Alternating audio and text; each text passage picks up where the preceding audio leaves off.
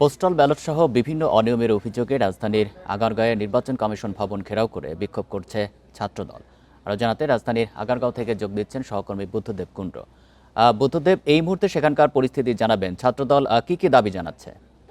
Postal ballot সহ একাধিক সিদ্ধান্তে নির্বাচন কমিশনের অভিযোগ রয়েছে ছাত্রদলের পক্ষ থেকে। আপনি জানেন যে সকাল থেকেই ছাত্রদলের বিভিন্ন উত্তর দক্ষিণের যে ছাত্রদলের কমিটি রয়েছে, কেন্দ্রীয় কমিটি রয়েছে, এছাড়া এখানে প্রতিটি থানা থেকে ছাত্রদলের কর্মীরা এবং সমর্থকরা এসেছেন নির্বাচন কমিশনের সামনের। এখানে কিন্তু তারা এখন অবস্থান নিয়েছে। রেইনবো অলরাউন্ডার এক্সটেরিয়র পেইন্ট, বাড়ির বাহিরের দেয়ালের সুরক্ষা নিয়ে থাকুন নিশ্চিন্ত, সাথে পাচ্ছেন 10 বছরের ওয়ারেন্টি। কিছুক্ষণ আগে ছাত্রদলের সভাপতি একটি অভিযোগ করেছেন যে পোস্টাল ব্যালট সংক্রান্ত বিষয়ে নির্বাচন কমিশনের সিদ্ধান্ত পক্ষপাতদুষ্ট ও প্রশ্নবিদ্ধ, যা সুষ্ঠু নির্বাচনের পরিবেশকে ঝুঁকির মধ্যে ফেলছে। এছাড়া একটি বিশেষ রাজনৈতিক গোষ্ঠীর চাপের মুখে বা মবের ভয়ে দায়িত্বশীল সিদ্ধান্তের পরিবর্তে হঠকারী পদক্ষেপ নেওয়া হচ্ছে বলেও অভিযোগ করেন রাকিবুল ইসলাম রাকিব। এছাড়া এখানে কিন্তু প্রত্যেকটা ছাত্র দলের যে উত্তরের কমিটি রয়েছে তাদের যে নেতৃবৃন্দ রয়েছে তারাও অভিযোগ করছেন যে পোস্টাল ব্যালটে আপনি জানেন যে কিছুদিন আগে যে প্রায় 15 লাখ প্রবাসী রয়েছে তাদের জন্য পোস্টাল ব্যালট রেডি করা হয়। এর মধ্যে প্রায় 7 লাখ পাঠানো হয়েছে বিভিন্ন জায়গায়।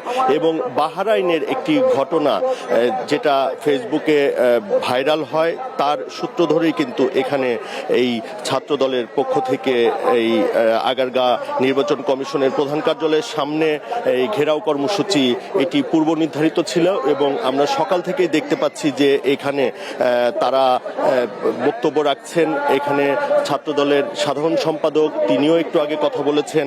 তাদের অভিযোগটি হলো যে একটি বিশেষ রাজনৈতিক গোষ্ঠী তারা সরাসরি এখানে সিএসি হোক কিংবা যারা নির্বাচন কমিশনের সঙ্গে যুক্ত রয়েছেন তাদের সঙ্গে প্রতিনিয়ত সাক্ষাৎ করে। তাদের অবাধ বিচরণ রয়েছে সচিবালয়ে, যেখানে তাদের তেমন কোনো কাজ নেই। এবং সচিবালয়ে গিয়ে তারা নির্বাচন কমিশনের যে সিদ্ধান্ত সেখানেও পক্ষপাতিত্ব করছে, এরকম অভিযোগ করা হচ্ছে।